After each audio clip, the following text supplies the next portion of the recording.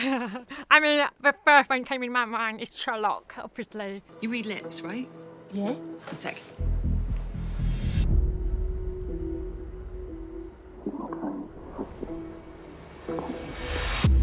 I can do it if you tell me what it is. Code of Silence came about because of the incredible Cat Moulten and her own lived experience. I'm partially deaf, and I learned to lip read as a child, and I just sort of picked it up. It was a really instinctive process, and I didn't quite know what I was doing. More recently, I had lip reading lessons, and it was only then that I began to understand all the work that lip readers are doing. Lip reading is apparently only 30% of it.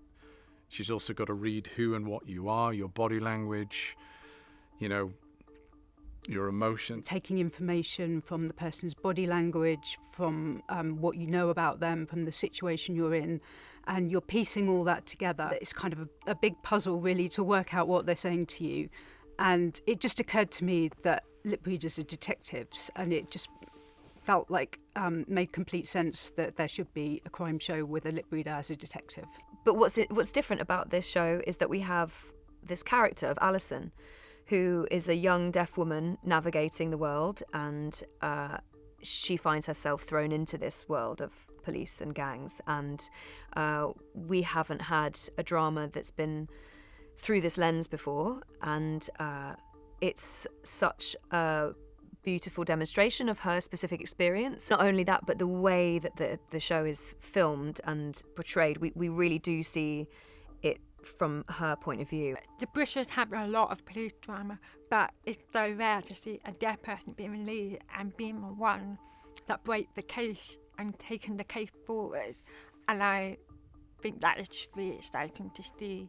Do you know, not to have the stable character, it's always often the victim of the crime, but this is not. She actually investigating into the crime. We're doing what we can. We've got the live feeds. We're watching. I need to see you. Oh, okay, sorry. We have surveillance teams in the park, and we're watching the live feeds whenever we can. But today we need you to just sit and watch the monitors and tell us what you see. What drew me to working on Code of Silence was the characters in the script. As soon as I read the script, I was enamoured by it, but I was also kind of like, I've never seen anything like this before. Something inside me was just like, this is going to be really impactful. And then with that comes like a hunger to, I really want to be part of this. I think what draws you to all projects is, first for me, is always character. I think with Alison, it was a character that kind of leapt off the page, that had this kind of intensity about it, that had this kind of impulsiveness. She just did it, and she didn't care. And I kind of loved that, and I kind of just, it really jumped out at me from the script. It's a script unlike anything else I'd read before, mainly because it seems to come at the criminal investigation from Alison's perspective, and the thought of immersing an audience in that perspective I thought could be quite unsettling and gripping in equal measure. Reading the scripts for the first time is actually a very visceral experience. Kat was fantastic in describing her audio experience, if you like. It really lifts off the page, and particularly those moments where Alison is lip reading the gang, for example. She's sort of done a version of that and how you might break it down. So you really are enveloped when you're first reading those scripts. And then it was that wonderful conversation that we then had with Diarmuid, our director, as to how we then visually create that and how do we play with the sound design. We've had so many brilliant conversations with our sound team, and with visual effects, in terms of how do we capture the essence of what it is to lip read in a visual medium. Lip reading isn't as easy and straightforward as what a lot of people's assumption lip reading is. A still that you just like, wow, and then you got and then you can see everything. It doesn't work like that. It's like a puddle, and because of a puddle, it kind of adds to the drama and the thriller, and that's what that police detective program always have a puddle. So naturally, it's a big puddle, and that's what drew me. And also, Alison is not a vulnerable character. She's not, oh, I'm the poor deaf girl. Ooh. None of that. She actually really nosy, really stubborn, and go too fast sometimes. Have you made contact with Liam Barlow?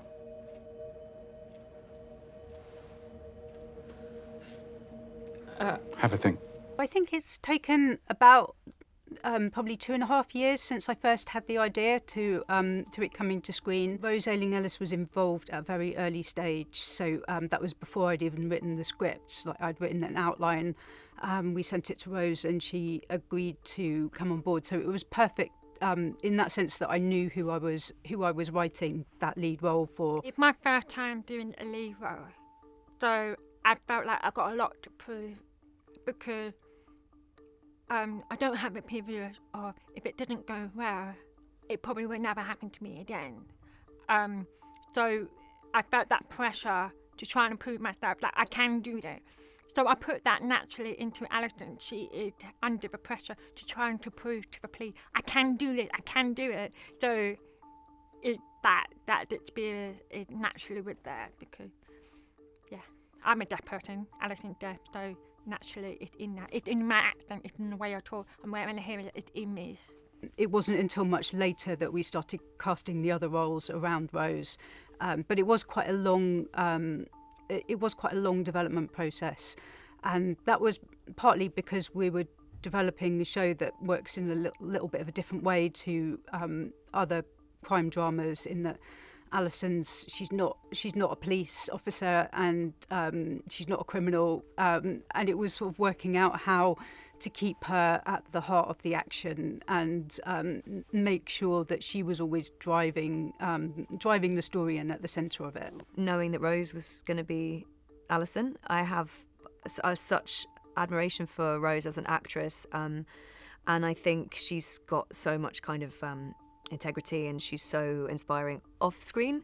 But particularly, I just felt like, you know, your job when you're an actor is to act in scenes with people, and when you know that someone has that level of engagement and talent, it felt like it was like too good an offer to turn down. Yeah.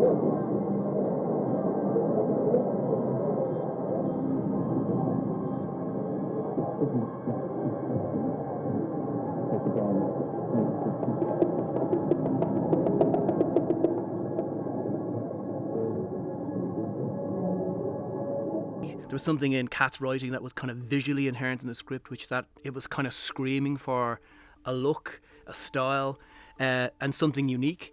And I think they're the kind of projects that I love to jump onto, something that has a character that I immediately latch onto and want to go with, and also something that screams for an interesting visual style and a take on that. And the lip reading element of the script, I just found, for me, there was a world which we could really visually play on something and find a nice language.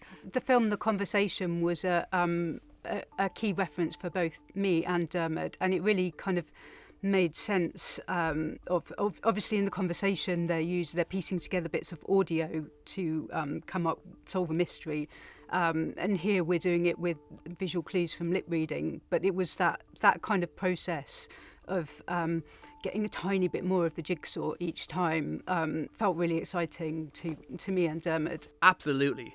Francis Ford Coppola and The Conversation in particular were an inspiration to this. They were definitely an inspiration for Cat, and they were an inspiration for me. But I think a lot of 80s thrillers of that time, the Alan J. Paculas of this world, they made just great movies that, you know, weren't scared of being what they were. They were thrillers, and they said something about the world, but they were fundamentally entertainment. And they had a unique style, and they had a vision. It wasn't fronted by that, but you could always tell there was an aesthetic and a director behind it. And so I wanted to do the same thing, you know. And so, yes, The Conversation was a reference massively in terms of what it was. But I also think that films of Tony Scott were playing big on my mind, where Tony Scott does surveillance in a very different way. I didn't want the surveillance to be kind of static and slow. I wanted it to be kind of fast and energetic. So we gave this rhythm to the surveillance scenes that felt fast and pacey, and a bit more kind of an ode to Tony Scott. It was so great working with Diarmuid, because I felt that we developed a shorthand very quickly, that we have a lot of the same tastes, and we had a lot of the same references of shows and films that fed into Code of Silence. And Diarmuid's kind of got such an infectious energy that he's so great to be around, and it was so lovely to see him on set and just the enthusiasm with which he approaches his work. Alison, for your safety, we'll set up protocols and I'll be your contact, okay? But just so we're clear, I am not asking you to put yourself in any danger to get this information, okay? Do not go out of your way to watch these people. Yeah, no, I understand. So to really explore the visual language of lip reading, I came up with a very unique perspective look at Rose. And so we chose a very specific lens, which was a 50mm lens, which we called our dream lens, which gave this kind of dreamlike... What it really does is it cuts out the background a lot, so the sharpness is very narrow, and what remains in focus is a very minimal amount of focus, and everything else falls away at it. And for me, it was kind of the way to represent that when Rose spoke to me about lip reading, she kind of cancels the world out. And she kind of, in a way, it's like an audio zoom or an audio track-in. So what we were trying to do is just focus the mind in that she's cancelling out the noise and the kind of surroundings to be able to focus on the lips and the person to be able to decipher the conversation. And so when Rose had mentioned that to me, I think I tried to go, well, how do you visualise that? That's my job, I guess. Part of my job is to go, how do you visualise what it is we're trying to do? And I think for me, in all the projects I like to do and the projects that I admire most, I feel something. I feel a lot of the time when I watch movies or TV shows, if I don't feel something, I disconnect. And I mean feeling something in relation to both character and the visuals, in that I have to connect with the character and feel like I want to go on that journey. But I also feel like I love when something gets behind me or under my skin or into me, and that I feel like it's doing something to me and I'm sucked into the screen. And I think using that lens in them moments really focuses on Rose and on Alison, and you get to see what she does, how she does it, but also how difficult and tricky that can be. The deaf community was a community that I didn't know a great deal about before starting the job, and maybe an audience out there doesn't really know too much about either. Maybe we've got preconceived ideas of the deaf community or misconceptions, but what slowly became apparent during filming was that it was a world that I wholeheartedly knew nothing about. When I first came to this show, I had a particular idea for what lip reading was. And like everything else in this show, as I spent some time, it kind of unraveled, and it subverted my expectation, and maybe I was wrong in thinking what I thought it was. So for instance, my visual style approach in a mood reel I submitted to get the job, I had big close-ups of lips, huge big close-ups of lips, because I thought that would really kind of play on the lip reading, but it also would kind of play into the kind of thriller trope and kind of be a beautiful motif for the show. And very quickly when I spoke to Kat and to Rose, they both said, actually, that kind of shot's not helpful because lip reading requires the whole body. So it's a language of kind of whole bodiness, I guess, and expression. So how I hold my body, how I sit, how my hands play, how my legs are, but crucially my face, how my face is, how my eyes move. They all tell the story of what's being said in the lip reading. So the lips themselves as a disembodied thing isn't a very helpful visual. So straight away, that opened the door to a different visual landscape that I initially thought the show might have. And so we poo-pooed that and said, right, no close-ups of lips. What we'll do is the tightest we can go is the face. But also it's important to set the kind of larger scale of because how I sit, I guess lip reading is body language. How I sit, how I hold myself, how I look at you, how I close myself off or open myself off, that helps the context of the conversation. And it allows the lip reader to understand what's being said. Because when you lip read, it is like a puzzle. And the first bit you may get maybe the last bit or the middle bit. And what you then do is you surround context around that conversation. So if you get elephant at the end of the conversation, what's the first bit? I moved to an elephant, I loved an elephant, and you're like, well, it could be loved, I moved an elephant doesn't make any sense. So you kind of fit in the gaps around it very, very quickly. It all happens instinctively and it all happens in the moment.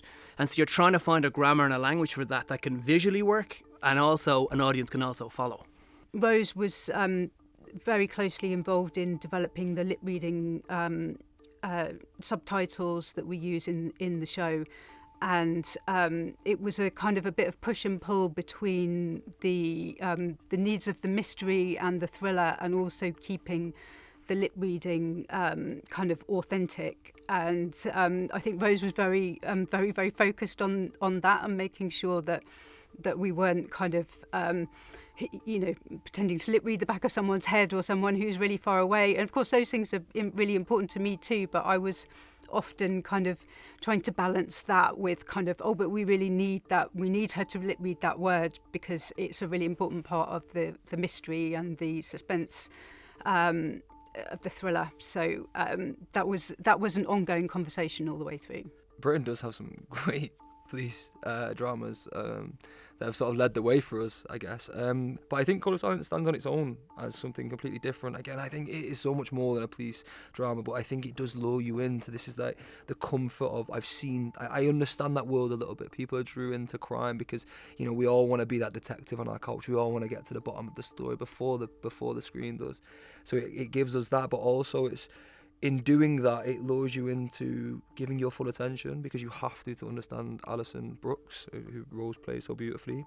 And I think as soon as it does that, as soon as it disarms you, you then get transported into this community of the deaf community, and not just something that becomes educational, but just something that becomes like I keep saying this thing of not only did I become a better actor, I became a better person, and through this job, I think people watching it will hopefully have that same reaction because it's just an element of awareness that comes with it.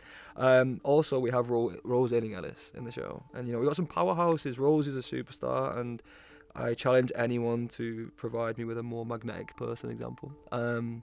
But then, you know, you got like huge hitters like Andy Buchan, you know, like I've watched Andy since I was a kid, you know, and then you got Charlotte Ritchie. These are all faces that I grew up on and faces that I've seen way before I sent my audition tapes in, you know, and I think it's, I believe it's groundbreaking.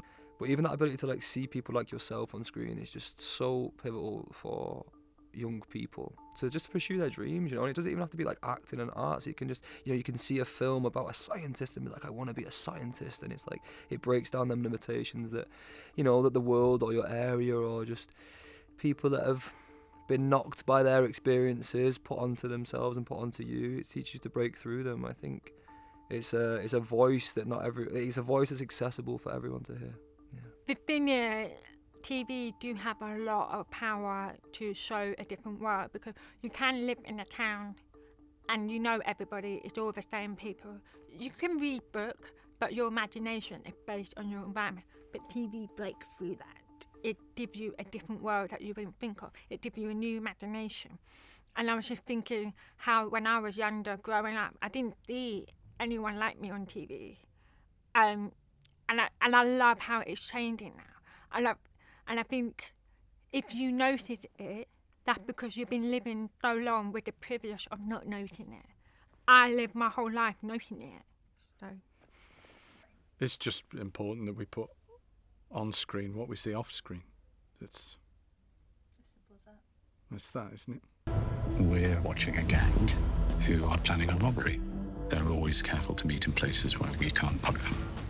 You know what, sometimes you get these questions and you kind of go, what's your answer? And I instinctively knew my answer to this question. My favourite detective of all time has to be Columbo. Can I have a detective duo? It's Mulder and Scully. I'm going to go with mixing magic and criminality. It's going to be Jonathan Creek. the first one came in my mind is Sherlock, obviously. I mean, I kind of... Oh, that's easy. I mean, the two that come to mind are either Sarah Lunt or Cracker. The little boy in me wants to say Inspector Gadget, what a man. Has to be Columbo because it's that in the greatest moments in TV and in film is when he just comes back and just one more thing. A bit like me in this interview, I'm going to just one more thing. Columbo. My granddad used to put Columbo on when I was a kid, and I used to think, and you know what, I didn't appreciate it back then. I just thought it was cool, and he always figured it out. But I always loved how, I guess, that's like I've never thought about that and what that feels to me. But yeah, just that idea of like letting them think they know that you don't know, and then you tell them, oh, I did know. Yeah, there's something about Columbo that's quite cool. Yeah. Fabulous. You're not the first one to say that. Oh really? Now, damn! I feel like I've got to think of something unique. Did anyone say Inspector Gadget? No. Okay. So I kind of got a double whammy in there. And I just love the way that their relationship kind of defines the whole show, and kind of it's the story motor for the show in a way. I just thought that's the perfect detective duo for me. Do you know what?